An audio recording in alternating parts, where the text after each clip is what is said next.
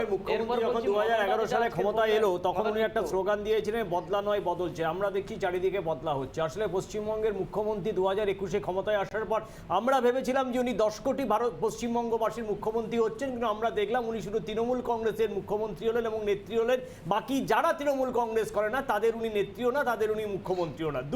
3 নম্বর, আমি আপনাকে খুব দায়িত্ব নিয়ে বলছি, আমার যেহেতু অ্যাডভোকেট, আমার যেহেতু বিভিন্নভাবে অভিজ্ঞতা আছে প্রফেশনালগত, আপনি কোনো থানায় আপনি যদি একই অপরাধে তৃণমূল কংগ্রেসের কোনো নেতার বিরুদ্ধে কোনো এফআইআর করতে যান, সেখানে এফআইআর হয় না, নো এফআইআর নো জিডি। ওরা বলে তৃণমূল কংগ্রেসের নেতা আমরা এফআইআর লিপিবদ্ধ করবো না, আমরা জিডিও লিখবো না।